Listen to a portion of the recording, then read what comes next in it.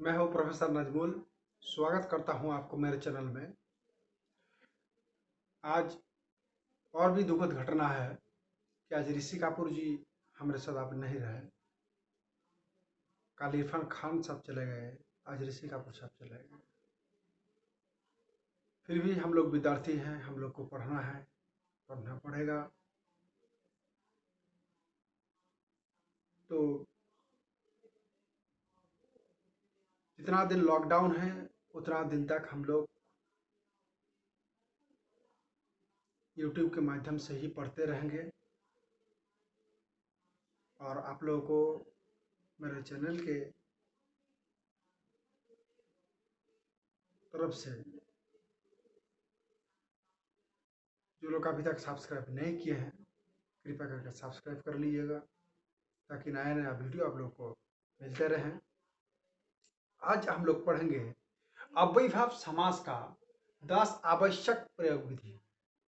अव्ययीभाव समास किसको कहते हैं ना? पूर्व पदार्थ प्रधान अव्ययीभाव, यानी जहां पूर्व पद का अर्थ प्रधान होता है।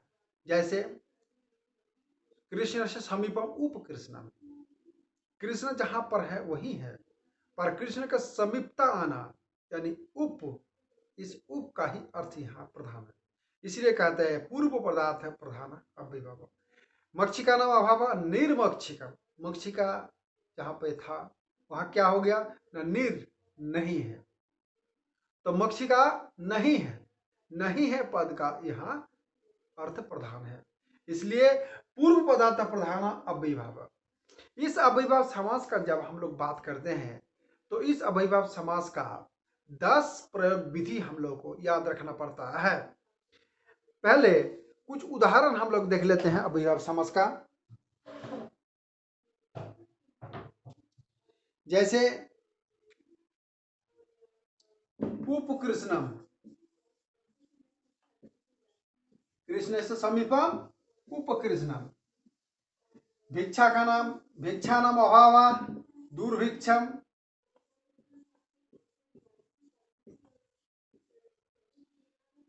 शक्ति अनतिक्रम्य यथाशक्ति। हरौ इति अधिहरि। हरि शब्द से प्रकाश इति हरि। इस सब में हम लोग दो प्रकार की देखेंगे। एक लास्ट में हर्षिकार है, किसी किसी में हर्षिकार नहीं बल्कि अम है यानी अकारांत हुआ है। जैसे दुर्भिक्षा पद था, पद था दुर्भिक्षा, यहाँ आकार अ कैसे बन गया? यहाँ हंसी का था तो सु कहाँ चला गया?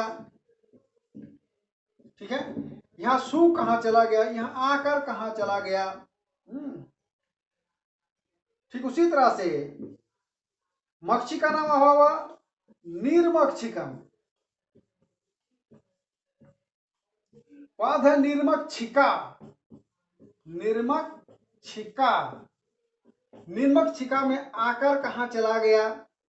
ठीक है, तो आइए हम लोग बात करते हैं इन 10 प्रयोग विधि के सूत्रों के ऊपर गौर करते हैं। पहला सूत्र, कोई भी विग्रह होगा, मक्षिका नाम अभाव, मक्षिका नाम अभाव, कोई भी विग्रह कृष्ण से समीपम, हरि शब्द से प्रकाश या हरौ, कोई भी विग्रह होगा तो विग्रह सबसे पहले दो एक और दो यानी 2 और 2 38 तक, 2 1 4 से लेके 2 1 38 तक का कोई भी सूत्र से सबसे पहले ही समास प्राप्त होने का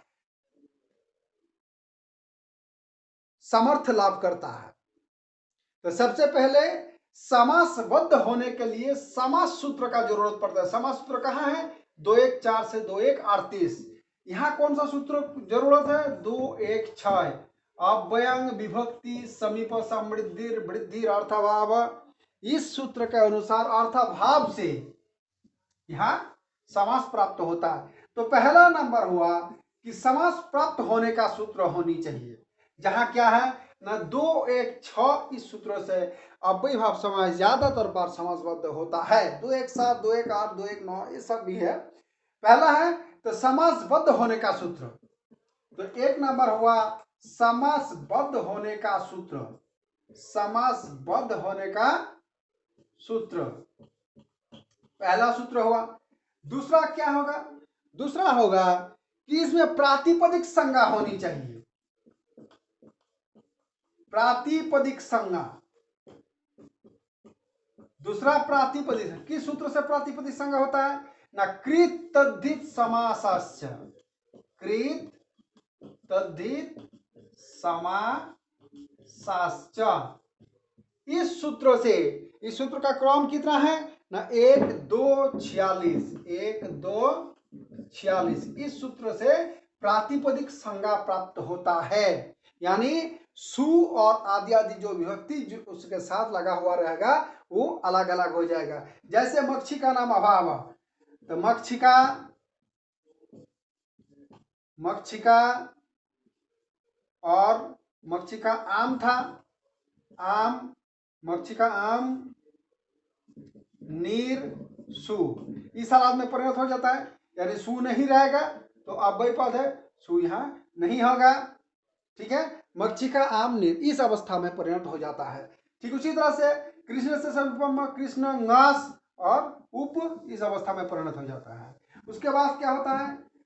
प्रातिपदिक संज्ञा होने के साथ साथ सुप का लोप होगा, सुप का लोप होगा। तीसरा अध्याय सुप यानी विभक्ति का लोप, विभक्ति का लोप यानी किसका लोप हो जाएगा? अभी जो मक्षिका आम हुआ वो सब आम सु ये सब विभक्ति का लोप हो जाएगा। तो बचा क्या ना मक्षिका,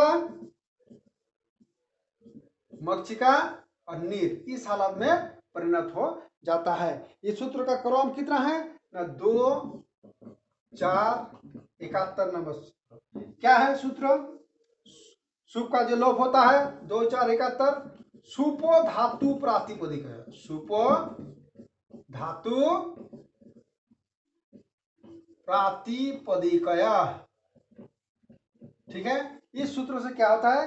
धातु और प्रातिपदिक का शुभ विभक्ति का लोप हो जाता है, धातु और प्रातिपदिक का शुभ विभक्ति का लोप हो जाता है। तीसरा गया, अब चौथा नंबर पे आएगा प्रातिपदिक उपसर्जन संज्ञा, उपसर्जन संज्ञा। उपसर्जन संज्ञा किस सूत्र से होता है?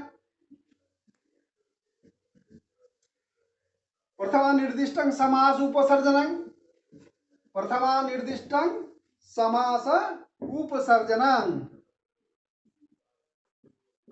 प्रथमा निर्दिष्टं समास उपसर्जनम। इसका क्रम कितना है ना 1 2 43 नंबर सूत्र। प्रथमा निर्दिष्टं समास सूत्र में जो प्रथमा विभक्ति में होगा, यानी अव्यंग विभक्ति समीप समृद्धि, ये जो मेरा सूत्र था अव्यंग विभक्ति समीप समृद्धि, और उसके बाद लास्ट में वचन है सु, यानी सप्तमी का बहुवचन है। ठीक है, अभी जो अव्यय है ये प्रथमा का एक वचन में है, तो प्रथमा विभक्ति में समास सूत्र में जो प्रथमा विभक्ति में रहेंगे उसका क्या हो जाएगा ना उपसर्जन संज्ञा हो जाएगा, यानी अव्यय पद का उपसर्जन संज्ञा। और उसके बाद क्या हो जाता है? जैसे उपसर्जन संज्ञा होगा और पांचवा क्या हो जाएगा ना उपसर्जन का पूर्व निपात भी हो जाएगा, उपसर्जन का पूर्व निपात भी हो जाएगा। यानी नीर और मक्षिका, यानी मक्षिका और नीर, और दूर जवान में दूर और जवान, इसमें क्या हो जाएगा नीर आगे आ जाएगा। किस सूत्र के अनुसार?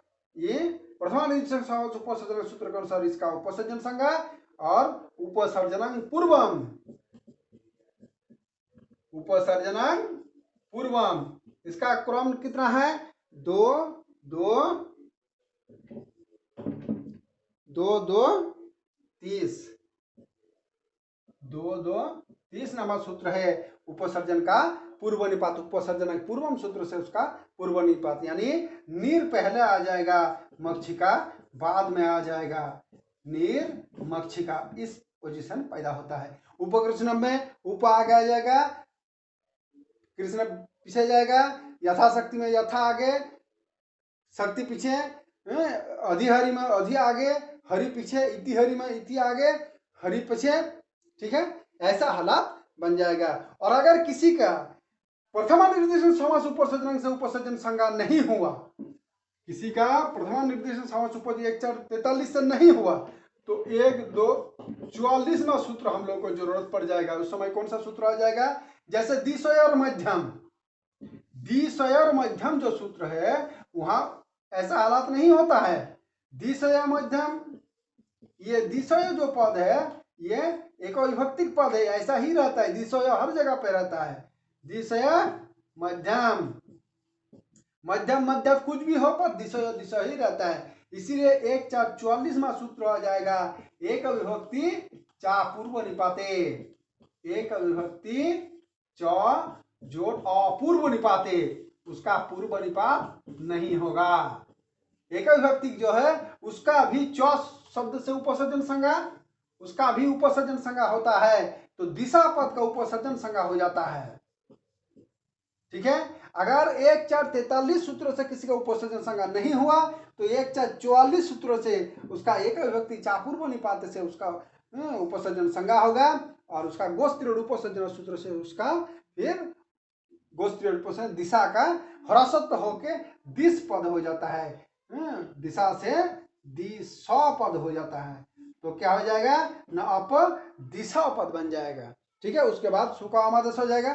ठीक है, तो पहला हम लोग देखते हैं चरमा उपसर्जन संज्ञा, प्रथमा निर्देशन समास उपसर्जन 2 43 से और उपसर्जन पूर्व 2 2 30 से उसका पूर्व निपात हो जाएगा। ठीक है, और 6 नंबर प्रयोग विधि क्या है? छठा प्रयोग विधि हुआ, अब उसका अव्ययत्व प्राप्त होगा, अव्यय संज्ञा होगा, यह अव्ययभाव समास है तो इसका अव्यय संज्ञा होगा। किस सूत्रों से अव्यय संज्ञा होता है ना? 1 1 1 1 41 नंबर सूत्र। क्या है सूत्र? अव्ययी भावश्च, अव्ययी भावश्च, इस सूत्रों से क्या हो जाएगा? इसका अव्यय संज्ञा प्राप्त हो जाएगा। यानी इतिहरि, अदेहरि, निर्मक्षिका, दुर्जवना, ये सब क्या हो जाएगा ना? अव्यय पद बन गया। ठीक है, अब क्या होगा? अव्यय पद होने के बाद इसका नपुंसक लिंग हो जाएगा, नपुंसक लिंग प्राप्त होगा, नपुंसक लिंग प्राप्त होगा, यानी क्लीब लिंग प्राप्त होगा। किस सूत्र से क्लीब लिंग होता है? किस सूत्र से क्लीब लिंग होता है ना? अव्ययभावश्च 2 4 18, 2 4 18 सूत्र है। क्या है? यही सूत्र है, देखने में एक ही है, अव्ययी भावश्च, दोनों में पूर्व सूत्र से अनुवृत्ति अलग अलग आता है। यहाँ अनुवृत्ति आता है अव्यय पद का, तो बन जाता है अव्ययभाव सूत्र, अव्ययभाव समास, अव्यय संज्ञा प्राप्त होता है, और यहाँ आ जाता है नपुंसक लिंग का, तो यहाँ हो जाता है अव्ययभाव समास, नपुंसक लिंग प्राप्त हो जाता है, यानी क्लीब लिंग प्राप्त हो जाता है। तो क्या हो गया ना? दूरजवन, निर्मक्षिका, निर्मक्षिका, ये सब क्या हो गया ना? ये सब क्लीब लिंग प्राप्त हो जाएगा। अब जैसे क्लीब लिंग होगा तो ह्रस्व नपुंसक प्रातिपदिक से इसका ह्रस्व हो जाएगा। देखते हैं आगे जाके क्या होता है। अब 8वां स्टेज क्या हो जाएगा? 8वां स्टेज होगा इसका पुनः प्रातिपदिक करना पड़ेगा। 8वां स्टेज है पुनः प्रातिपदिक। पुनः प्रातिपदिक किस नियम से होता है? पुनः प्रातिपदिक होगा, एक न्याय है वहां, एक देश विकृतम अनन्यवात, इस न्याय से, ये न्याय है, इस न्याय से पुनः प्रातिपदिक संज्ञा प्राप्त हो जाएगा। ठीक है, जैसे पुनः प्रातिपदिक संज्ञा प्राप्त हो जाएगा, 9वां स्टेज क्या हो जाएगा ना? सुओ जस अमोट सस, सुओ जस अमोट इस लंबा सूत्र से, कितना नंबर सूत्र है ये?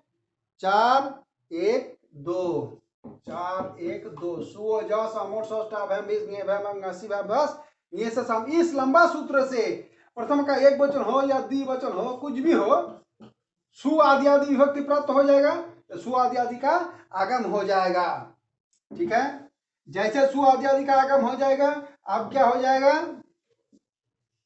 अगर यहां दो सिस्टम है, अगर अकरंत है,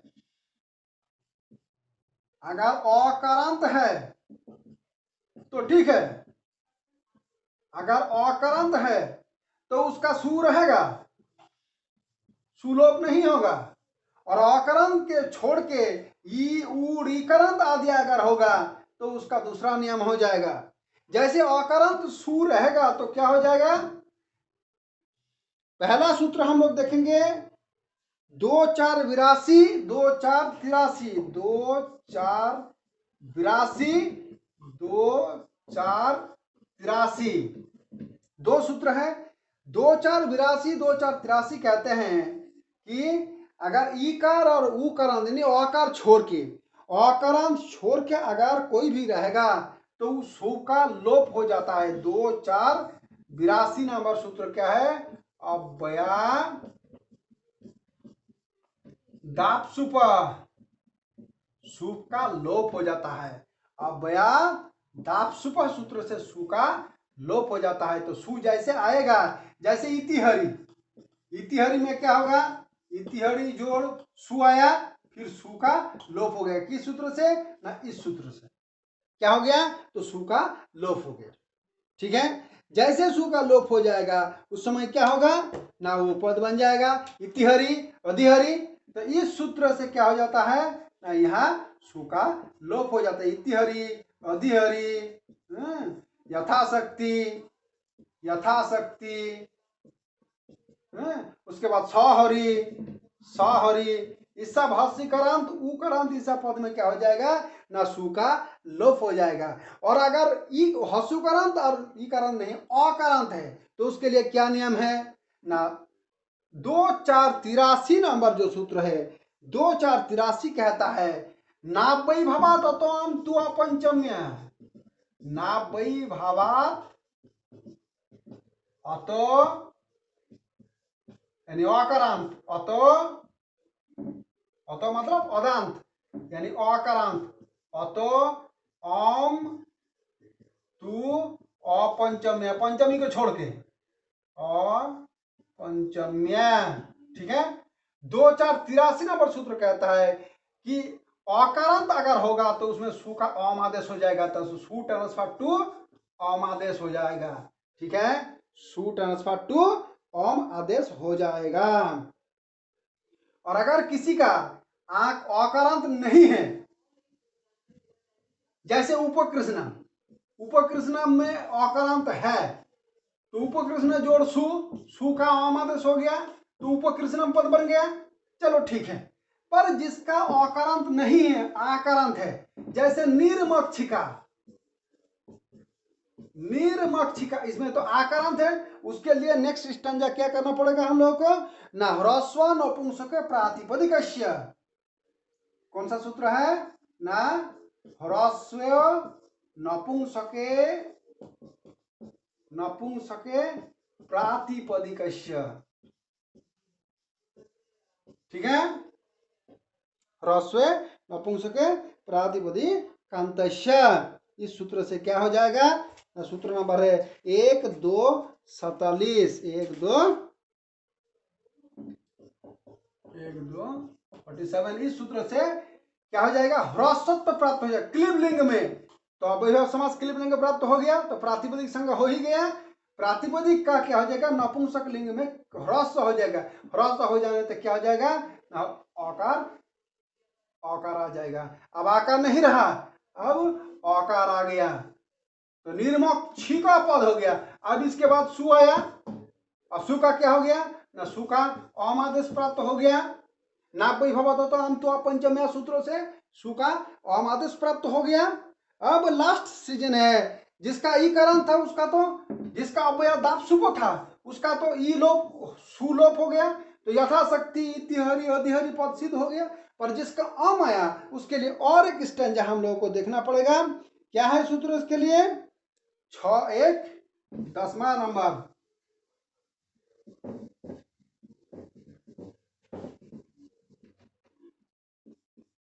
लास्ट 11 नंबर, सु का क्या हो जाएगा? अम आदेश जैसे हो जाएगा। अम का क्या हो जाएगा ना? पूर्व रूप हो जाएगा। किस सूत्र से? अमी पूर्व, अमी पूर्व, इस सूत्र से अम का पूर्व रूप एकादेश संधि होता है। पूर्व रूप एकादेश संधि, एकादेश संधि है तो पूर्व रूप एकादेश संधि हो जाएगा। तो क्या हो जाएगा? उप कृष्ण जोड़ ओम इक्वल टू उप कृष्णम, अ प्लस अ इक्वल टू आ नहीं होगा, उप कृष्णम पद बन जाएगा।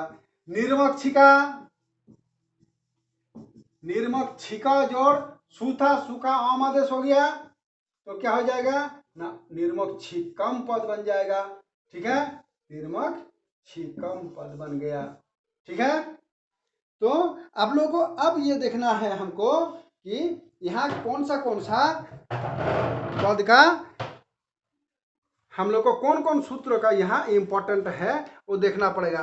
पहला नियम है कि समास प्राप्त होने के लिए एक सूत्र होनी चाहिए जो 2 1 4 यानी सहसुपा से लेके अव्यंग विभक्ति समीप समृद्धि 2 1 6 आदि आदि से लेके करड़ा कर्मधारय 2 2 38 तक के भीतर में कोई भी सूत्र होनी चाहिए। दूसरा, कृतदि समास सूत्र से उसमें प्रातिपदिक संज्ञा यानी प्रातिपदिक संज्ञा किस सूत्र से होता है? कृतदि समास सुपलोप यानी विभक्ति का लोप किस सूत्र से होता है? सुपोधातु प्रातिपदिक 2 4 71। उपसर्जन किस सूत्र से? प्रथमा निर्दिष्टांग समास उपसर्जनांग, उसका पूर्व निपात उपसर्जनांग पूर्वम। उसके बाद क्या होगा ना? अव्ययभावश्च सूत्रों से प्रथम अध्याय का अव्ययभावश्च सूत्रों से अव्यय संज्ञा प्राप्त होता है और दूसरे अध्याय का अव्ययभावश्च सूत्रों से उसका नपुंसक लिंग प्राप्त होता है। उसके बाद पुनः प्रातिपदिक संज्ञा एक आदेश अभिकृत मनोनयवत पुनः इस न्याय से। उसके बाद सुओजस अमरसस इस सूत्र से प्रथमा एक वचन हो विभक्षा में सु का आगम, सु आदि आदि विभक्ति का आगम होगा। अगर अकारंत होगा तो अकारंत का क्या हो जाएगा? नानापी भवत अतो अम तो अपंचमा सूत्र से उसका अम आदेश हो जाएगा। और अगर अकारंत नहीं है, अकारांत छोड़कर अव्ययदाप सूत्र से सु का लोप हो जाएगा। और अगर आकारांत है, दीर्घ ईकारांत है तो उसका क्या हो जाएगा? न ह्रस्व नपुंसक प्रातिपदिक सूत्र से उसका ह्रस्वत्व हो जाएगा और लास्ट में अमी पूर्व से उसका पूर्व रूप एकादेश संधि हो जाएगा। बांग्ला में बोल देते हैं एक बार। प्रथमे আমরা দেখব 2 1 2 1 4 থেকে সহস্রপা সূত্র থেকে শুরু করে 2 2 38 করড়া করণ ভাবে এই সমস্ত সূত্রের মধ্যে যে কোনো একটি সূত্র দ্বারা সমাসবদ্ধ প্রাপ্ত হয়। যখনই সমাস প্রাপ্ত হবে তখনই সঙ্গে সঙ্গে কি হয়ে যাবে? প্রাতিপদিক সংজ্ঞা। কোন সূত্র অনুসারে? কৃতদি সমাসাশ্চ সূত্র অনুসারে প্রাতিপদিক সংজ্ঞা 1 2 46 প্রাতিপদিক সংজ্ঞা। সুপের লোপ হবে সুপ ধাতু প্রাতিপদিক সূত্র অনুসারে 2 4 71 নম্বর সূত্র থেকে। তারপরে কি হবে না? উপসর্জন সংজ্ঞা প্রথমা নির্দিষ্ট সমাস উপসর্জন সূত্র থেকে উপসর্জন সংজ্ঞা। তারপরে কি হবে? উপসর্জন পূর্বম সূত্র থেকে উপসর্জনত পূর্ব উপসর্জনের পূর্ব নিপাত হবে। আর যদি উপসর্জন প্রথমা নির্দিষ্ট সমাস উপসর্জন 1 2 43 সূত্র থেকে যদি না হয়, যেমন দিশয় মধ্যম অপদিশম, দিশয় এই পদটি এক বিভক্তি নিয়ত বিভক্তি পরিবর্তন হয় না। দিশয় মধ্য মধ্যা দ্বিতীয়াতে পঞ্চমীতে মধ্যে সব যেখানেই হোক সেখানে দিশয় পদ থেকে যায়, এটাকে বলা হয় নিয়ত বিভক্তি, কেন এক বিভক্তি। এতে কি হয় না? 1 2 43 প্রথম নির্দিষ্ট সমাস উপসর্জন সূত্র তখন কাজে লাগে না। তখন কি হয় না? 1 2 44 নম্বর সূত্র এক বিভক্তি চা পূর্ব নিপাতের সূত্র অনুসারে এক বিভক্তি যেহেতু তার কি হবে? অপূর্ব নিপাত হয়, यानी পরনিপাত হয়। যখনই পরনিপাত হবে তখন কি হয়ে যাবে না? তার পূর্ব নিপাত নয় পিছনে বসবে। जैसे অপদিশা, অপদিশা যখনই হবে তার কি হয়ে যাবে না? গোস্ত্রীয় উপসর্জন সে সূত্র সে উপসর্জনের কি হয়ে যাবে না? হ্রস্বত্ব প্রাপ্ত হয়ে যাবে। তাহলে হ্রস্বত্ব অপদিশা পদ থেকে অপদিশা পদে। বেশ, নেক্সট কি হবে না? উপসর্জন সংজ্ঞা পূর্ব নিপাত হলো উপসর্জন সংজ্ঞা পূর্বনিপাতী হোক বা উপসর্জন সংজ্ঞা পরনিপাতী হোক হলো, তারপরে কি হবে না অব্যয়ী ভাবস্য সূত্র অনুসারে প্রথম অধ্যায়ের অব্যয়ী ভাবস্য 1.1.41 নম্বর সূত্র অব্যয়ী ভাবস্য সূত্র অনুসারে অব্যয়ত্ব প্রাপ্ত হয়। অব্যয় সংজ্ঞা যখনই প্রাপ্ত হবে তারপরে পরে কি হয়ে যায় না 2, 4, 18 নম্বর সূত্র ফের অব্যয়ী ভাবস্য, দেখতে একই রকম কিন্তু সূত্র অনুবৃত্তি আলাদা আলাদা। 1.4 যে অনুবৃত্তি সেটা হচ্ছে অব্যয় সংজ্ঞার, আর 2, 4 যে দ্বিতীয় অধ্যায় চতুর্থ পাদের যে সূত্র সেটা হচ্ছে নপুংসকলিঙ্গ ক্লীবলিঙ্গ প্রাপ্ত হয়। তাহলে অব্যয়ভাব সমাসার ক্লীবলিঙ্গ প্রাপ্ত হয়। তারপরে কি হবে না পুনঃ প্রাতিপদিক সংজ্ঞা একদেশ বিকৃত বর্ণনাবৎ সূত্র অনুসারে তার পুনঃ প্রাতিপদিক সংজ্ঞা। পুনঃ প্রাতিপদিক সংজ্ঞার সঙ্গে সুয় যশ অমর ষষ্ঠ ভ্যাম্বিস ইত্যাদি বড় সূত্র অনুসারে কি হয়ে যাবে না প্রথমে এক বচন বিভক্ত সুয়ের আগম হবে, यानी সুয়ের আগম হলো। ঠিক আছে। আচ্ছা, এইবার তিনটে মডেল হতে পারে। প্রথমত হচ্ছে যদি অকারান্ত হয় তাহলে সুয়ের অমাদেশ হবে কোন সূত্র অনুসারে না 2, 4, 83 নম্বর সূত্র। নাব্যই ভাবা তত অম টু অপঞ্চমেয়া সূত্র অনুসারে সুয়ের অমাদেশ হয়। যদি অকারান্ত না হয় হস্যিকারণ বা দীর্ঘিকারণ যেমন যথাশক্তি সহরি অধিহরি ইতিহরি এই সমস্ত পদগুলোতে কি হয়ে যাবে না যেহেতু হস্যিকারান্ত অতএব অব্যয়া দাপ সুপ 2, 4, 82 নম্বর সূত্র। 2, 4, 82 নম্বর সূত্র অনুসারে হস্যিকারান্ত উকারান্তের পরে কি হয়ে যাবে না ওই সমস্ত সুয়ের লোপ হয়ে যাবে, ডাইরেক্ট লোপ হয়ে গেল, কোনো প্রবলেম নাই। তাহলে ইতিহরি যথাশক্তি সহরি ইত্যাদি পদ তৈরি হয়ে গেল অধিহরি। আর যাদের কি হয়ে গেল না অকারান্ত তাদের সুয়ের জায়গাতে অম আদেশ হয়ে গেল। নাব্যই ভাবা তত আম তো অপঞ্জ 2, 4, 83 নম্বর সূত্র অনুসারে সুয়ের জায়গাতে অম আদেশ ছিল। কিন্তু যারা আকারান্ত তাদের কি হবে না তাদের জন্য বলছে হ্রস্ব নপুংসক প্রাতিপদিক আসে। প্রাতিপদিকের কি হয়ে যাবে ক্লীবলিঙ্গে, যেহেতু ক্লীবলিঙ্গ অবয়ভাব সমাস সেহেতু তার হ্রস্বত্ব প্রাপ্ত হবে। নির্মক্ষিকা দুর্ভিক্ষা, হ্যাঁ তাহলে কি হয়ে যাবে দুর্ভিক্ষা থেকে দুর্ভিক্ষ হবে, নির্মক্ষিকা থেকে নির্মক্ষিক হবে। ঠিক আছে। তো যখনই কি হয়ে গেল না 1, 2, 47 নম্বর সূত্র হ্রস্ব নপুংসক প্রাতিপদিক থেকে তার হ্রস্বত্ব প্রাপ্ত হবে। যখনই হ্রস্বত্ব প্রাপ্ত হলো আবার ওই নিয়ম অনুসারে সুয়ের জায়গাতে অম আদেশ না বই হতো তো অপঞ্চমে